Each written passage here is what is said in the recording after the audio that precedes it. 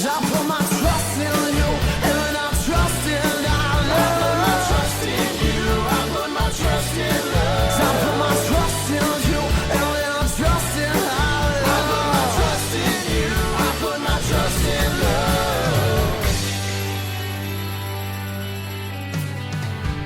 Hello, friends. My name is Dave Miller. And I'm Niall Spain, and we're your fuck buddies. We are a dating and sex advice podcast where we take your sticky, sexy situations and turn them into sexy, sticky situations. Simply put, we find questions either roaming the wilds or from our wonderful listeners. We answer them right here, right now, in your ears every Monday. But we also answer them one extra secret time a month. Where's that, Dane? It's on Patreon.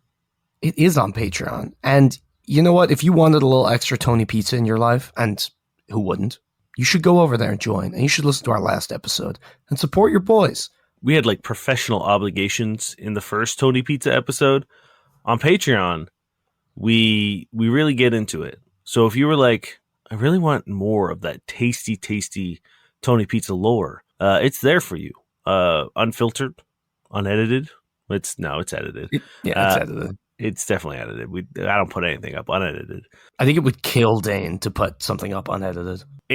Yeah, just thinking about it right now is sending me into a spiral. Yeah, it would rip a Tony Pizza-sized hole out of his soul and just leave him gasping on the floor. Much like getting up this early. It's so early. It's so early. We did it for you. It's not a time I ever want to. And like, guys, it's not that early. It's early for us. Don't tell them how early I'm not going to tell. I'm not going to say it. It's like it's 3 a.m. We didn't go to. That's honestly 3 a.m. will be better than this. I would prefer 3 a.m. I would be on my top form if it was 3 a.m. You know, I think you'd be entering Goofy territory, not the dog. Gowrsh. Dane gets real. If you're out partying with Dane and it hits 3 a.m., shit gets weird. It's when he does his best work. Because that's why Toronto, like last call, that's why like you get kicked out at 2:45. Mm-hmm. People think it's a weird time, but you just can't have Dane around when that happens. It's a safety precaution for the citizens of Toronto, the bartenders, the employees, the guests, cats, anyone. Doesn't matter. This week, though, we are going to discuss he didn't walk me home. A boyfriend wanting a gangbang. Am I the asshole for making out with a guy at the bar when the guy I'm seeing said he was single? Safe sex masturbation. Let's just get right into it. Okay. What could wake you up faster than listening to Dama Santa Rosa? He let me walk home alone at 1 a.m. Hi, guys. I'm a girl that had a second, and most likely last, date with a guy. He kissed me, held my hand, and then asked me if I'd invite him home. I said no. Then he went home and left me there, alone, in the middle of the night, to walk 20 minutes home, absolutely alone. And he didn't even text me to see if I actually did get home. I'm obviously very upset. Should I just block him? Okay. There's a lot here. I think the question doesn't necessarily hinge on him not walking you home, because it is not really, like on a second date, it's not really his job to walk 20 minutes out of his way and then presumably add 20 minutes, unless you guys are going the same direction, because that would be weird. Oh man, that changes the whole question. If you guys are going the same way and he's just like, bye, like he just walks too fast or like takes a detour. Yeah, the whole way home, he's just like, you could just see sprinting. him a couple blocks in front of you. Like, I get that. It is your responsibility to get home safely. Yes. At some level, like take a cab, get in an Uber. If you're not feeling safe, those are your options. I think that's a very good point that we should just like sit on for 1 second. If you went out and this person sucked shit and like left or was themselves sketchy or whatever, it's on you to get yourself home anyway, right? So it's like you should have the ability and like the plan in place to get home safe. That's just an important thing to remember. Yes, yeah, like that's a responsibility that you need to have ready to go depending on any situation, right? Like for all you know, like, oh, he has to wake up early and he stayed out a little too late and he's like, hey, I really got to bounce. I had a great night, blah, blah, blah. He's not then obligated to be like, now I'm going to get home, 40 minutes, an hour later than I probably should because I got to walk you home. Now, is it the nice thing to do? Is it the respectful thing to do? Is it a polite thing to do? Yeah, sure. But I think the question really hinges on the fact that he was like, hey, Are you going to invite me over? And you were like, no. And he's like, all right, then bye. It is the hinge. But the thing that it hinges on, in my opinion, is like, again, context. You know, like we need to have been there and like actually like, because one possibility is that he said, hey, like I'd love to know how he worded the thing. Because it could be like, hey, can I come home with you or whatever? Like maybe he was offering to walk her home and she was like, no. And he was like, oh, yeah, fair. Or was it like, hey, we come fuck? And she was like, no. And he was like, fuck you. And like turned and walked away. Yeah. You know what I mean? Like it could have been just like, oh, do you want me to come back with you? And she was like, no. In which case, I think depending on how it went down, it could be very reasonable for you to be like, oh, okay, no worries. Like, I'm going to head off. Like, I'll, you know, because if you're like, hey, don't come home with me. And he's like, cool, I'm going to walk you home. Like, it might seem a little pushy, you know? That's the thing is like, yes, if a woman made it clear that she didn't want me going back to her place, I wouldn't then offer to walk her home. And that's not me being like, oh, you're not going to fuck me? Then, you know, figure it out. That's me being like, oh, you've drawn a boundary and I'm not then going to, because I think a lot of women would assume that if I was like, hey, can I come back to your place? And she was like, no, I was like, all right, well, I'm going to walk you home, is then going to be like a second option or like a second, for sure, a second chance that I'm going to get you home. And then now that I'm there, I'm going to be like, so how about going inside again? Yeah. Now that 20 minutes is me being like, oh, so, you sure? And then when we get there, like, oh, can I come up? Oh, I need to use your bathroom. Like, I feel like you would be really uncomfortable with that in this situation. So I feel like that's a thing you really need to take into account. Yeah, it really, really, really does depend on the conversation you had that led there. Because if you sort of made it very clear that you weren't interested in him coming over, then it could have been very much okay, I respect your boundaries. I'm not going to push. You don't want me heading that direction with you, and or you know you're not safe or you're not comfortable, whatever you feel, and I'm going to take that as okay. I'm going to listen to you, and you know have a great night, get home safe. Now I do think the not checking in or not asking for, because I do that with every date. If I'm not going back to their place or walking them home, I usually say, hey, can you let me know when you get in safe? And I do that with like everyone. Yeah, I think not everybody does that though. And I do think a lot of people are so scared of the like seeming to come on too strong or be too needy or whatever, you know what I mean?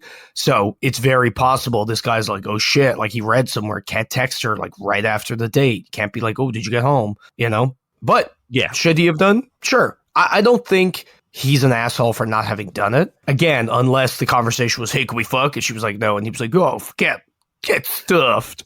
And he just grabbed her by the face and threw her into the street. Yeah. He just sprints away. I don't think him not doing either of those two things is a deal breaker or should be a deal breaker. I also don't think, I don't know. I feel like you're overreacting a lot. I think you're going too far. There's a lot of context here that we don't have. I think it would be a much different story. Like, is the neighborhood really fucking bad? Because then maybe there's a little bit more of an onus on the dude to be like, I'm going to make sure you get home a little safe. You know, like there's a lot in this question that really, really hinges on the way that he asked, the way that you said no, the time. I guess she said 1, right? 1 a.m. Yeah. Yeah. So it's like, there's like, so much. That's a safe hour. You have a 2-hour goofy window there, you know? Yeah. You get 2 hours before I'm fucking yucking all over the place. Yeah. Like 20-minute walk. You could do that and back and that and back and that. Like you could do a few circuits before you have to worry about Dane. And you do have to worry about me.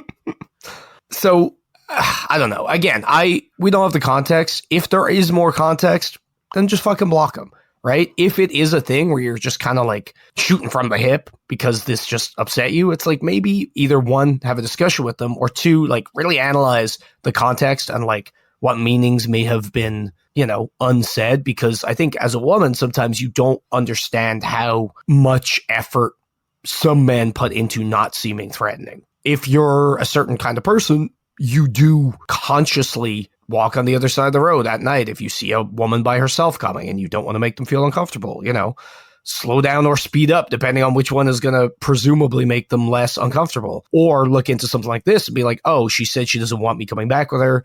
If I then insist on walking her home, that might actually seem threatening. Because if he's also never been to your place, maybe you don't want him to know where you live, right? From his Yeah. perspective. So, I think a little bit of leeway here. Again, given the context, if he was just like, fuck you, why are we having this conversation? Yeah. I think if he was an asshole about the whole situation, it Yes. doesn't really matter about whether he walked you home or not, right? Like if he reacted poorly or like a dick to you when you said, oh, I don't want to sleep with you tonight, or I don't want to bring you back home tonight, then who cares that he didn't walk you home? And that's why I think this might be a little bit of an overreaction, because if the question was like, oh, he like stormed off and got really mad, then I think that would have been more of a evidence to him Probably being would an have been asshole. mentioned. Yeah. As Nell said, look into the subtext, sort of like take a step outside of your expectations and try to look at it from a different point. Try to look at it from his point of trying to make sure that you felt safe in other ways. If there's no way it fits, and also if you just don't vibe with it anymore, you're not obligated. Like he might have done nothing wrong, but if this is a big thing for you, then you're also welcome to be like, no, I prefer a guy who's going to walk me home no matter what. Then cool. But if that's the case, make sure you communicate that. Like you could have said, no, I don't want to invite you back to my place tonight, but you can walk me home if you like, right? Yeah. Like that's you saying, hey, we're not doing anything, but if you want, I give you permission, I give you consent, I'm comfortable with you walking me home.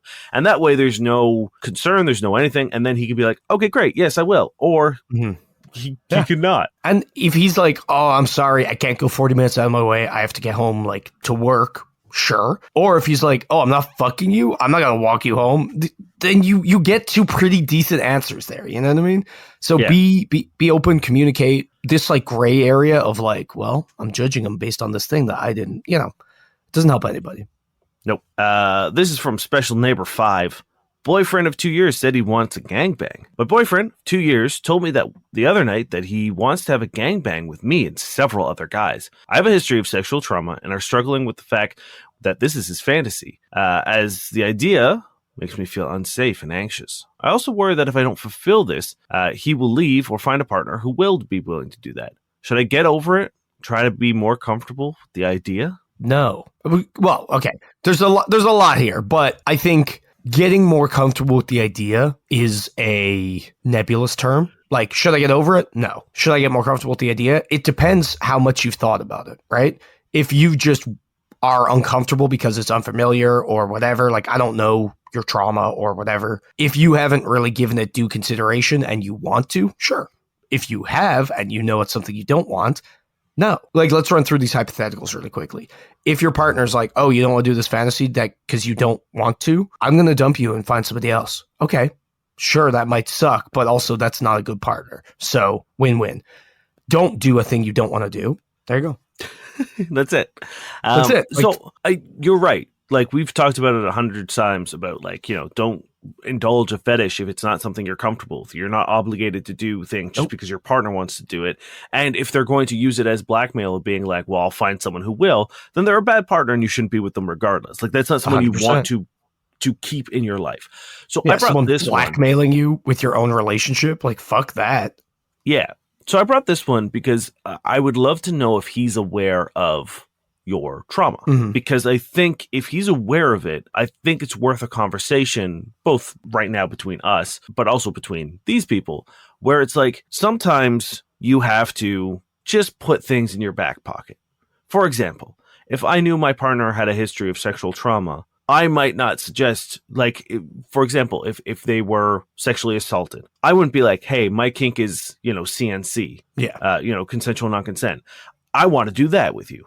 I'd be like, no, I know they have a history of a traumatic experience that mirrors almost exactly this trauma. I'm going to deal with that in my own way. Like, I'm not going to bring this up. It is my responsibility to foster a safe environment for my partner, and their safety and their mental health and respecting their past and their trauma is far more important than me being like, I got a kink. Right? Like, it seems so disrespectful. If that kink is so important to you, it's not, oh, well, I guess I got to bring it up and upset them and be shitty. It's, okay, I got to go find a different partner. Yeah. There's no harm in being like, this isn't working. This isn't, I feel like we may be sort of mismatched in terms of sexual compatibility. That's fine. you could do that. But if you know something would be difficult for your partner because of information that you know, or like trauma that they faced or anything like that, I think it's really, really, really important to weigh the pros and cons of being like, how important is this kink? Mm-hmm. And how important is my partner's mental health? Now, one thing I'm wondering is it shitty to make that assumption for them? I know some people engage in stuff similar to things they've been in as a form of like reclaiming their. Mm-hmm. I'm wondering if maybe just not having the conversation isn't the best option sometimes. You know what I mean? Like maybe Sure. having the conversation, but being like, hey, I am aware of X, Y, and Z, and this is not a pressure, and I know this might be shitty, and it's fine, but this is the thing I'm into, and like not doing what this guy did, where, again, we don't know the trauma. We don't know if it's very obviously related to something like this. Yeah. You know what I mean? Which, again, if that's the case, he's not in the wrong if it's like tangentially related, or if he doesn't know. Or even, it doesn't know, yeah. Yeah, but like, I don't know. Like, I don't want to advocate that people like, oh, they have trauma. Just don't bring things up to them. You know what I mean? That's a really good point. Yeah, you don't want to treat people with kids' gloves just because they've had a rough go of things. But I also don't think being like, oh, you've had a rough go, I gotta be that person who's open with you. It's open season, sledgehammer of everything, you know.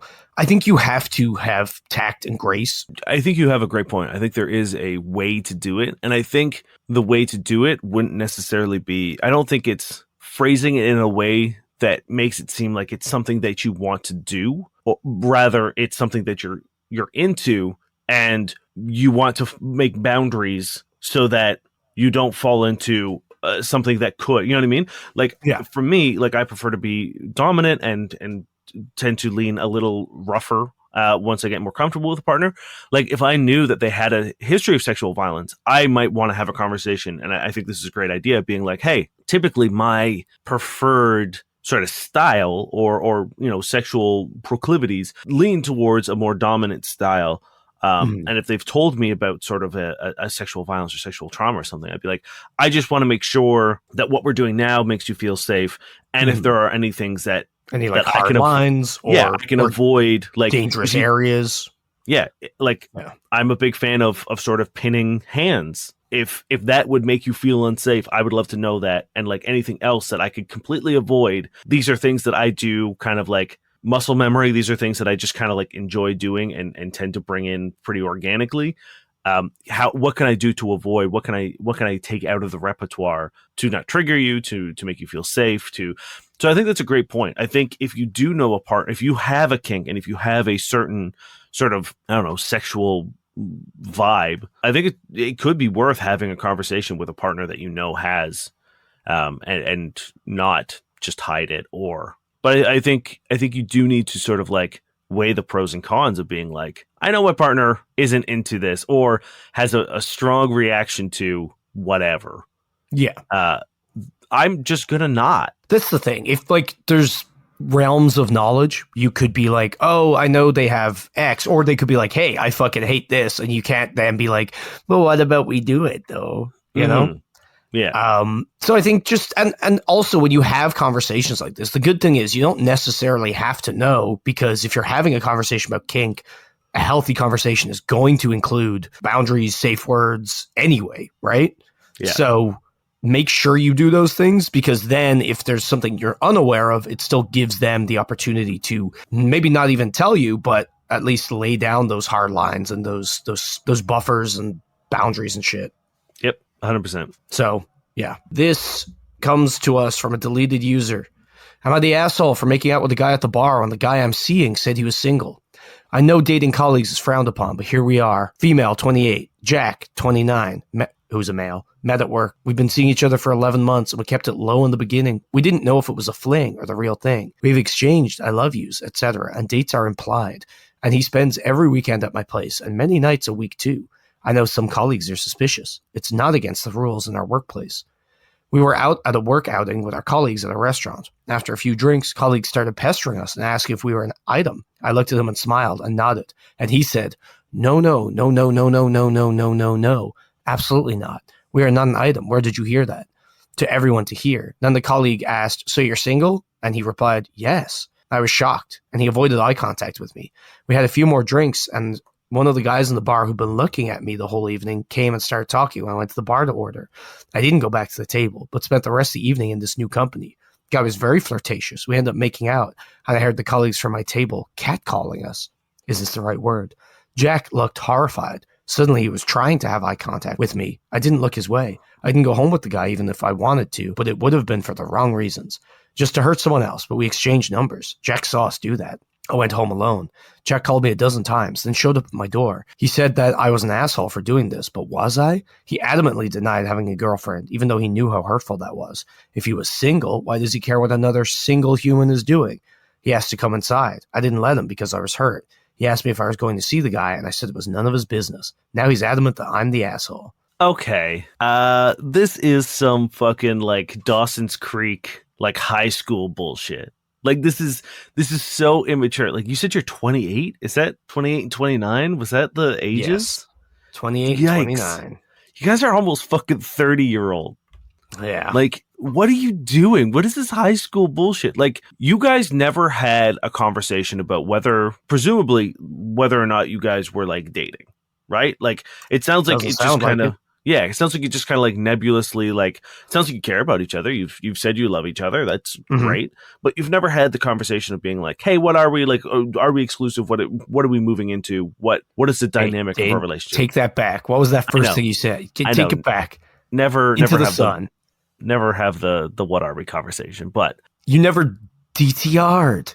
You never defined the relatio. You never had a clear conversation about what your relationship status is. And then this dude got thrown on the spot in front of all, and it's like, you have no idea. I mean, hopefully, presumably you don't. I would hope you had some idea after dating someone for 11 months, but it's like, you don't know how he feels about the coworkers knowing about this thing. It might make him really uncomfortable. It might make him scared for his job. It might. But importantly, he has no idea how you feel.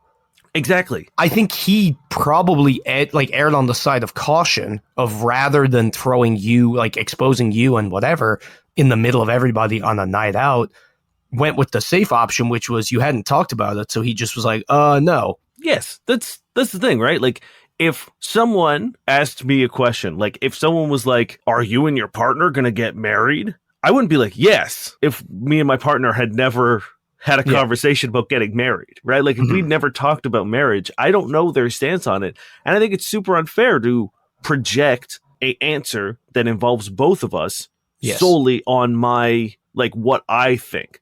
Like, that's a conversation that needs to be had. Even if you wanted to, you might say no, because that leaves you still in the like, where you were before. Yeah. Whereas like, yes changes things. No is, okay, maybe they might be like, whoa, what the fuck? But then what do you do if you're the partner who hears that no? You go make out with another guy at the bar, obviously. Yeah. It's like, why didn't you talk to them? Why didn't you like why didn't either of you? I mean, he also should have had a little bit of, he should have gone up to you and be like, hey, let's grab a drink at the bar real quick. And then you guys go over to the bar and you have a quick conversation. He, like he fucked up as well. Like he didn't seem like if he said it and then like sort of like a scolded dog sort of avoided eye contact and got all fucking weird, then he fucked it up too. And he also, let's be fair, he did, and I don't know if this is an accurate quote, he did say no a lot. True. He said no like 9 times, so maybe that was it. But you know what? When people get nervous, they lean too far in the, methinks you doth protest too much. What if he was being sarcastic? He was like, no. Yeah. I'm single. And he did a big wink. And that's why he's so annoyed, because you were like, you get sarcasm? So it's like, I get it. You felt scorned and you wanted to get back at him. It is a very immature response. Like, yes, it's such a childish thing to do. And I'm sure it made you feel very empowered. And I'm sure it made you feel about a minute. Yeah, I'm sure it was very cool for you to do. And you were like, showed him. But bitch. But like, you just tanked a 11-month relationship, presumably, because your feelings got hurt during a very understandably awkward moment. Yes. Like, surely you must have known that, like, oh, hey, you got thrown in an impossible situation, and either answer was going to be bad. Like you could have said yes, and then everyone was going to know about our relationship, despite the fact that we never had the conversation about whether or not we were going to reveal the relationship. Or you're going to say no, and that's going to make me feel like shit. But it's like, you follow up, and he didn't do that. So it is his fault as well. But you also have the responsibility of being like, you could have done the same thing and being like, hey, let's grab a drink at the bar real quick. Let's do shots, shot time. And then you go to the bar and be like, hey, what the fuck, man? And like, if you kept it light, I almost guarantee you him probably being like, sorry, man, like, I didn't know if you want to be outed, or I'm not ready to tell everyone that we're dating. Like, all those things are valid. It's just like you guys just reverted into fucking weird 14-year-olds who don't know how to fucking talk. 100%. And the thing is, like, society's fucked up that him unveiling your guys' relationship probably would have gone worse for you in work than it would for him. Yeah. Which sucks, but also it's like, it really sucks that I think he did do the right thing without knowledge of, again, one, you guys are, I guess, technically single if you're not, well, you are single if you never had that conversation. And two, you never fucking talked about this. So it's like, it frustrates me to no end because he did presumably do the right thing up until the point he finished that conversation. And then you both didn't do the right thing by not talking. And then you did the wrong thing by getting pissy and going and making out with a guy. Yeah, because like, just because he said what he said, like the fact you're completely ignoring the context of like the situation of being like, oh, he got thrown on the spot and he didn't know. We never had a conversation about any of this. You knew your relationship, right? So you chose to ignore 11 months of history and relationship to do this because of a very obviously uncomfortable, awkward, and like difficult decision to make. But again, like I said, like he had an onus to clear that up sort of ASAP. Yes. Right. And like, hey, maybe he tried and maybe she ran to the bar immediately afterwards. I don't know. Right. I will say, just to add a little kindling to the fire, in an edit, no, we hadn't ever talked about specifically making it official. We just were, or so I thought. Not how it works. Not how it works. That's you fucked up real bad. 7 years old. Now, I will say he handled it poorly in the end, too. Calling you a bunch of times and then showing up at your house is a bad look, in my opinion. Yeah, I guess he was upset and frantic, but like, not great. Yeah. I'm not a fan of just showing up at people's places ever, like, especially late. Like, what are you doing, man? Go home. I'm so glad that there are like multiple barriers that people have to get through in order to get to my front door, because like, absolutely not. I don't want people knocking on my door. I don't want people dropping by. Like, that used to be a big thing. When I'm going to do it all the time. When I was young, that's okay. I'm just ignoring you. I don't have a doorbell. I throw stones at your window. Progressively larger stones. Yeah, like my parents loved that shit where it was just like random people would just come over. Be like, you didn't plan for this? They're just here? And I know that was like a thing like back in the day where like... That's why everyone kept getting serial killered. It's true. Right? Try serial killering me, idiots. I won't even let you in the door. That's a good point. Niall is unkillable. No, don't say that. He can't be killed. You can't find his apartment. I can't be serially killed because there's only one of me. It's true.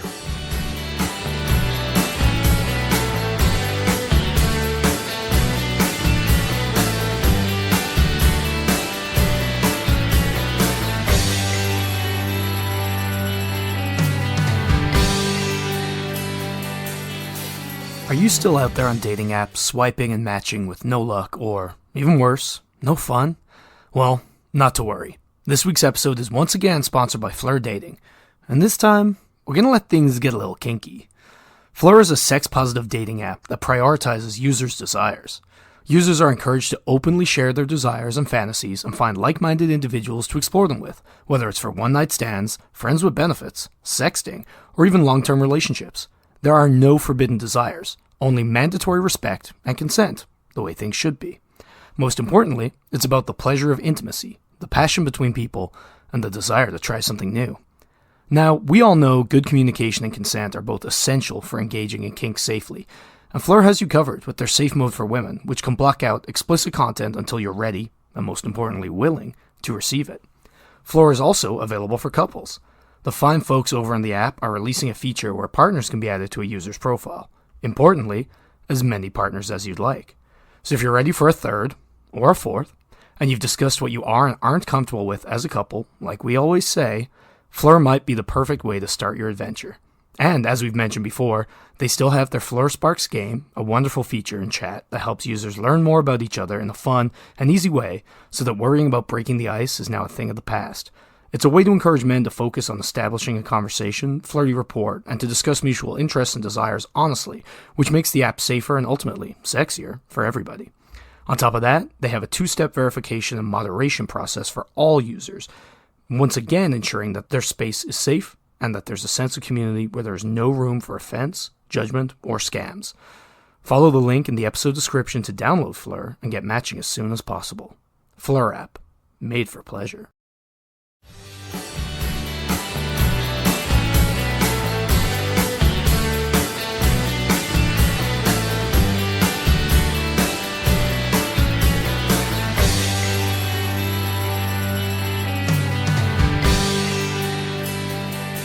This is Quest to Nowhere. Oh, shit. Our rival podcast. Do guys find pleasure in any different way when using a dotted/studded condom for masturbation? Or did my boyfriend lie about using one for jerking off? Do guys masturbate with studded condoms? Or is the studded part purely for her pleasure? The ones I'm talking about are Skim brand. Asking because I noticed one less condom in my boyfriend's nightstand, and we don't use condoms. Monogamous, STD tested, and I'm sterile. Boyfriend said he used one to masturbate, as that is what he does on a very rare occasion, like once or twice a year, because it feels different. And something about the grip and slide, but no idea what he really means, or if he's being honest. He didn't mention it was studded. I noticed that myself when opening one to check what they were like today. I have a key to his place. He introduced me to his family, and overall didn't think he would go and do something like cheating, but I am having my doubts about a guy choosing to masturbate with a condom. It's super weird and sounds shady to me. Studded condoms sound like they're meant for vaginal pleasure, not penis pleasure. So why would he use one to jerk off? Could there be more that he's not telling me that doesn't involve cheating? Like, could he have some kind of issue or deficiency? I would love to know, like, what deficiency He has a stud deficiency. Because, like, I was going to say a latex deficiency, but skin is latex free. So I don't know. I'm not sure what he would be deficient in. But if he did, why would he then use a latex? Also, to add, he's had these few condoms lying around for months in his nightstand from before we started dating. So he has had them there for a while, but they expire in 2 years. He did not purposely buy new condoms that I'm now finding out about. Still, the whole thing sounds weird to me for masturbation. I'm thinking he could have used them with someone else, but have no evidence. So I'm trying to see if this type of condom tells any story. So there's a lot here. You count as condoms? That's a pretty telling, I think that's a problem. Whether or not he's cheating, it's like you don't trust him, obviously. Unless he just has 3 visibly set on top of you know what I mean? This is the thing. If he has 3, I think that is a very noticeable amount. If you guys open the door for lube or something, or you reached over to grab something out of the nightstand, and you're like, oh, weird. There was 3 here, and now there's 2. Like that, I think any number over that, I think it becomes strange. Weird. Also, even then, it's unless they're laid out perfectly, like a movie set, so that you notice there's 3 and then next time there's 2. If they're just scattered in there, I don't know how clean this guy is, but bed stands are, I mean, my condoms, messy. I keep my condoms in a small little thing. I'll just have them loose, fucking scattered throughout my drawer. Not a barbarian. Yeah, but I think a lot of people are, though. I'm in a little treasure chest. Yeah, I had a little receptacle. Yeah, but what I'm saying is the amount, even if I had 3 in there, because there are some other things, I think you would have to poke through the stuff to be you know what I mean? You wouldn't just be able to look at it and be you could what I'm saying is I think the number of condoms is a deciding factor. I think if you had a box of them and you went through the box, sure. But it sounds didn't she say there was a box? No, she said they were strewn. Oh, what did she say? Strewn? That sounds pretty messy, no. Dane. He's had these few condoms lying around for months. Okay, whatever. Either way, yeah. It's a little sus that you're counting them. Is a poshwank a thing? Yeah. Yes. Could he be Poshwanks cheating? exist. Sure. Does the ribs or bumps or whatever on a condom mean anything in this scenario? No. Yeah, you're right there. The ribs are not internal on the condom, so I don't think it would have any sort of... I don't know, but I also don't think it would go against it, so... Yeah. I don't think it adds or subtracts from the situation. I think it's just a thing. Now, there is another option that would be more inclined to be a secretive option, and that Hate is it. using no, I mean maybe. She's worried about his deficiencies, so maybe he just got a Slurpa condom. He could have used it for butt stuff. He Oh, could have shit. used it to put it on a toy or a object and Mhm. used to stimulate his butt with it. That Yeah. would make sense. And like, look, I don't think the ribbed or the studded anything. I don't think that plays into it. He probably bought a box of studded condoms for her Yeah. pleasure, 2.5 years ago, and that's just I don't think that's playing into it one bit whatsoever. But there's a very good chance, like maybe if he's only using it once or twice a year, maybe he has an urge to do some butt things every now and then. And like that, I understand would be a harder conversation to have, to be like, yes, girlfriend, I fuck myself in the ass with a whatever. Because there is, not that there's anything wrong with it. I want to make that very clear. But there is definitely a stigma. People aren't chill. Yeah, there's a stigma about men using, anal pleasure as like, oh, is he gay? Because I'm sure this would that would have been the question, instead of like, is he cheating on me? Or like, I just found out my boyfriend uses, anal stimulation. Is he gay? So like that could be a thing, and why he's being kind of shady about it. Yeah. Or he had a posh wank, or he cheated on you. Again, it's if you don't trust him, that's an issue. If you do trust him and it's just a sketch situation, then like you can be on your guard or whatever, but like you just either gotta trust him or don't in situations like this. There is no magic tell. There's no like, oh wait, it was ribbed. 100% this answer. You know what I mean? Yeah. He used the cheating condom? Hold on. He has two piles, and it says for me, and then the other one for everyone else, and that's where the condom got missing. In brackets, except girlfriend. Yeah. It's bad that you don't trust him. And if you don't trust him, then reevaluate the relationship. Is that Or easy? just go to a bar and make out with someone in front of them. One more? It's by deleted user. My 23-year-old female boyfriend, 21-year-old male, told me he had sex with my best friend, 22-year-old female, while we were on a break. And I'm okay with it. I've been dating my boyfriend for a while at this point, and sometime last year we had a break. That was purely because I had to stay with my family for a while. I knew my best friend visited my boyfriend at our place a few times, but never really thought of it. The break was only a few weeks long, and right afterwards we got back on track. I moved back into our place, and life pretty much got back to normal pretty quickly. Yesterday, my boyfriend and I got a little tipsy, and he's always really eager to say things when he's drunk, so he admitted that he kind of semi-cheated on me. It apparently only happened during the break, but it was like a lot of sex. I'm talking 5 times in a week, 21 times total, I think. He seemed to think I'd have been ready to break up with him after finding out, but honestly, I don't really care. Am I being too lenient with him? No. To quote the hilarious sitcom, you were on a break.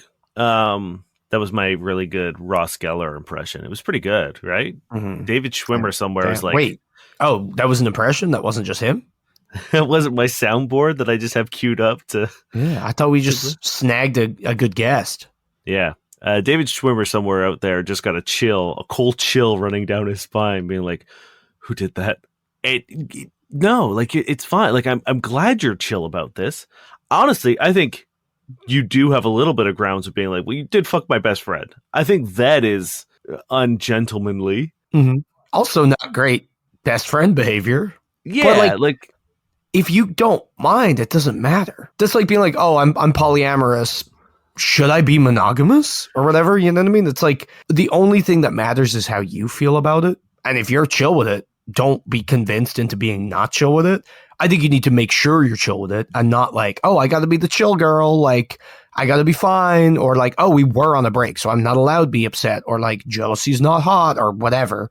I think you have to examine and make sure you are cool with it. But if you are, great. that's fine. I think if you're cool with it, you're cool with it, and that's great. But I would say that like you need to make that call now, because you can't like the next time you get in a fight be like, well, you fucked my best friend. Because like, yes. if it's an issue, it's an issue. And that's, I'm being a little unfair, because I think that like you could be okay with things and gradually as you think about them, be like, oh no, I'm not okay. But the second you're not okay with it, you need to bring it up. You need to like, you can't just like let it stew and be like, well, I said I was okay with it, when I first learned about it, but now I can't say anything about it, but I am going to build in resentment. I am going Yes. to build in anger. I am going to build in pettiness. I am going to build in sort of like revenge by being like, oh, let's go on a break and then try to fuck his best friend. You know what I mean? Like, you can't do those things. So if you're fine with it now, fantastic. If you start to develop feelings in which you aren't fine with it, then you need to sit them down and be like, hey, so I know I was kind of cool with it before, but I've been thinking about you hooking up with my best friend while we were on our break. And like, I'm starting to get a little uncomfortable about it, and like have a conversation about it, because I think context there is very important. I think it is kind of weird and kind of shitty to fuck your partner, even if you are on a break. Like, if it was a breakup, whatever. It's on the best friend's, like her best friend's side to not sleep with her ex. Yes. Right? Like, whereas like if you're the dumpy, if I want to fuck your best friend, like I have no allegiance to. It's like, is it a little slimy or whatever? Sure, but like whatever, you're done. It's on the best friend who still has an allegiance to her to not fuck her ex. I think you could definitely get upset about it. I think there is a rationale behind it, and I don't think anyone would hold it against you. But it also, like, your best friend just hasn't mentioned it this whole time. That seems shady as well. Like, I feel like there needs to be a conversation with the three of you being like, hey, we're all aware of this. This has happened. We need to talk about where we go from there, because I would feel very like, if for whatever reason me and my partner went on a break and I found out that you had fucked my partner, that would be pretty fucked up. I would be like, it would be hard for me to get into a neutral position with the three of you. Yes, for sure. Knowing that, because like, even with a breakup, I think that would be out of line. Like, we've been out on nights out where it's like we're talking to a person and like one of us is like, oh, hey, like it seems like you guys are hitting it off. Like, I don't really want to step on any toes, or like that's how conscientious we are with like a stranger on a night out, as opposed to this, which is just, I'm gonna fuck your, you know what I mean? That's wild. I think it's crazy. I love that you're cool with it, if you're cool with it, but why has your friend not talked to you about it? If they didn't do a bad thing, why are they acting like they did a bad thing? If that happened, like if, oops, you and your partner went on a break and we were hanging out for whatever fucking reason and we got drunk and, oh no, we made out, I would be texting you as it happened, being like, I'm sorry, man, I don't know what's going on. I can't stop myself. I would not be able to. While it happened, I'm not stopping either. I'm just giving you updates. I can't stop. I just need you to know. You know what I mean? I would not be able to not tell you. Yes. I also just wouldn't be able to do it, probably. I mean, absolutely not. Yeah, no, I can't. Like, I can't remember what it's called, but it's like the second my friends start dating someone, they just become like just not attractive. And like, I can recognize like your partner is gorgeous, but like, yeah, it's just like the veil, the force field. I don't know. There's like a like smoke screen around them, where I'm just like, no, that's eagle stratagem. Yeah, exactly. And that's not to like, I don't want to make it sound like I think that like the second a woman is in a relationship, they lose value or anything. That's not what I'm saying. But it's just like, I think there's a difference between knowing someone's attractive and like acting on it, right? Yeah. And I think that's it. It's like, no one's like, oh, you're dating someone ugly, but it's like, oh, cool, you're not an option. Yeah, like the idea of no, I mean, like, maybe, but I know what you mean. We all know what you mean. Let's I feel like being clinical about anything always makes it sound really weird. Yeah. We all get it. You cool? Do you get it? You get it? Do you fucking get it? Yeah. It's just like the idea of like your partner as a prospect just doesn't exist. Yeah. like it's just not a thing. But yes, I as we said, like if you're actually cool with it, cool, great. Don't worry about it. If you start to become not cool, bring it up immediately. And I think you do need to have a conversation with your friend. I think that just needs to happen. Whether you're cool with it or not, I think you do need to get it out in the open, because I think it's weird that you haven't. And I think it's weird that they haven't. Yeah, and I think not talking about it also could breed more of that, like, resentment. Yes. But, yeah, 100%. I don't know. And maybe, like, I don't know. I worry that, like, I want to think this is super healthy and you're just confident and maybe you think it's cool. I don't know. I am worried that you're so non-confrontational, or you're worried about losing your friend, or you're worried about losing your boyfriend, or you think like bad things have happened to you in the past and like compared to them, this isn't that bad. So you'll just deal with it. Like, I don't want that. So I want you to make sure you're cool. So maybe you just examine, make sure you're cool. And if you are, fuck yeah. And if you're not, that's fine. You're definitely allowed to be not cool with this. And if you find your best friend hot and now you think that it's hot with Ava, just bring her in. Just rope her in. And just, let's make it a throuple. Who cares? That's going to do it for our show, friends. I was going to say, if you have any question, I was going like right to the end. My brain was just like, we're done. Do it. Just do it. At the end of the episode, we like to hop onto online dating platforms and review profiles, see what works, see what doesn't work in an effort to make your online dating experience a little more enjoyable. I got a bunch. You want me to just hit you? Yeah, just go through them. Nameless. I'm really afraid of fights because I'm really worried I may accidentally kill someone. Movie/TV references are kind of hard for me, especially before the 2010s. I wasn't interested in media for a very long time. I was studying, without much prompting at all of the points on a person that only require one moderate strike. But anyway, violence terrifies me. I would like to meet your cat. Of course, once we both feel like it's been a responsible amount of time. Hey, my dude, I'm never letting you near my cat. Hey, it's a girl. Oh, it's a lady? Damn. Even less likely to let you anywhere near my cat with your fucking pinpoint, pressure point, hands registered as deadly weapons. Like, absolutely not. Get the fuck away from me. While you were watching TV, I was studying the blade. I mean, the 1-inch punch. Yeah, we are not the same. As with any profile, I don't want to hear how badly you can hurt me. I just don't, right? Like, I think that if that's your opening, if your whole steez is, I could kill you, like, that's what you're putting forward. That's your pitch. I'm worried I'll kill you. Yeah. Oopsies. We might just be playing around. I might go to high five you and I slip on some ice, and then I fucking like hit your liver so hard that it explodes inside your body and you die in toxic shock. Yeah. Which, like, I hate when that happens. Man, it sucks so much. I assume it's a joke. Like, it's kind of funny to me, but like, it's also done, like, it's written so unfunnily also. So I don't know, did they go for a joke and beef it, or are they just a weird murder puncher? I think, yeah, like, if your pictures are completely normal. Picture's completely normal. It's just like a attractive girl sitting at a bar with a drink. Yeah. Yeah.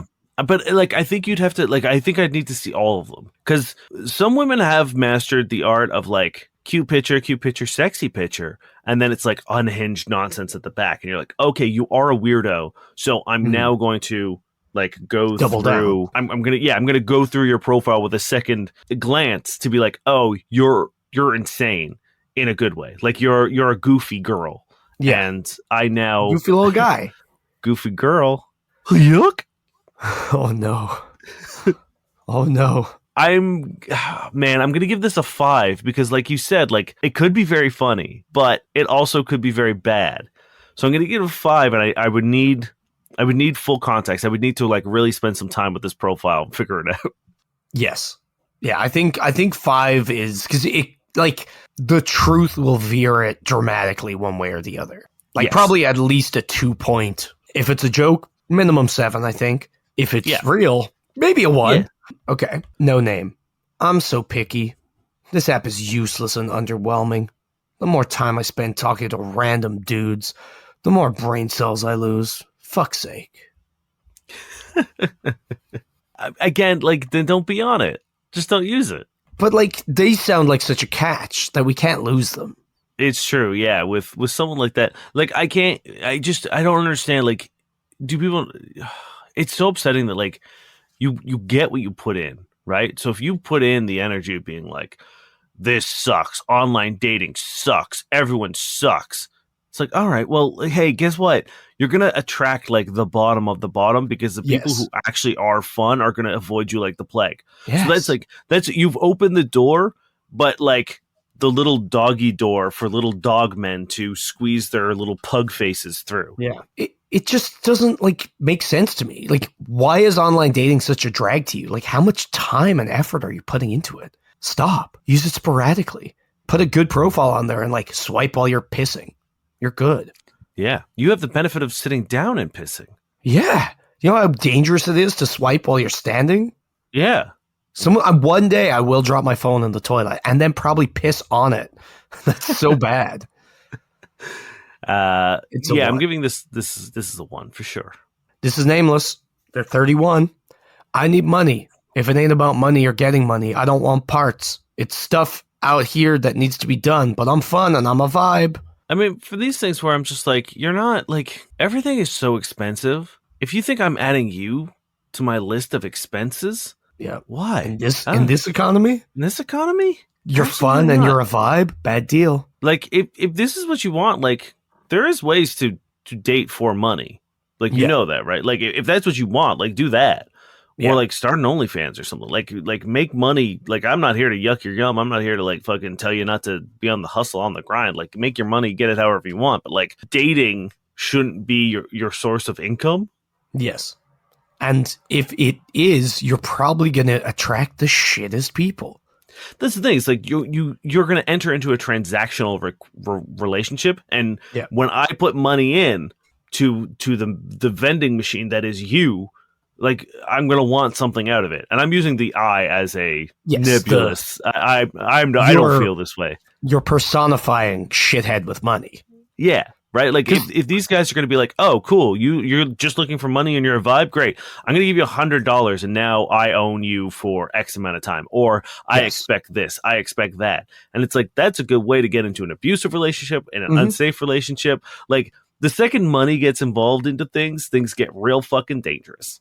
I just think it's worth knowing that like someone who doesn't need to do this wouldn't. Yeah. So why is the person feeling the need to do this? Are you so amazing that like, oh shit, I'm the best guy ever, and I also now feel the need to spend money? And like, no. Yeah. So that's going to be a 0 for me. Yeah. Zero. That's going to do it for us, friends. Thank you very much for hanging out and listening. Thank you very much for the people who came to our live show last month. Or last week, I guess. And if you would like to support the show, head on over to fbuddiespodcast.com, click the Patreon link, and get an extra episode at the middle tier. Every month, and our entire back catalog. My voice just went. Cool. Just was gone. Ready for some sex writing of the bad variety? Yeah. Now, this is I can only assume conservative meme because it is posted by people with an American flag in their Twitter handle. It's a weird drawing of a woman, and it says, the ideal woman, and there's a bunch of traits surrounding them. I'm just going to read them. Has no male best friend. Has only female friends. Doesn't accept flirting. Lives a healthy lifestyle. Extremely beautiful. Knows cooking. Wears decent clothes. High morals. Conservative. Not woke. Feminine, religious, talks to males only till it's work-related, hates degenerates, only into marriage, has healthy relationship with her father. Only into marriage. That's my only interest. What are your interests? Marriage. Hey, so I'm going to talk about things, okay, but only till it's work-related. Yeah, the second it's work-related, I'm out. That's the best part. I know that's not what they mean. Yeah. I will 100%. not discuss work, but I will discuss marriage, but not with you. And I do not accept flirting. God, I hate degenerates. The perfect woman. I think, hey, look, I think we can all agree. I refuse to date a woman who doesn't hate degenerates. That's my stance. If you like degenerates and you don't like marriage, get the fuck away from me. My name is Dane Miller. And I'm Niall Spain. We've been your fuck buddies.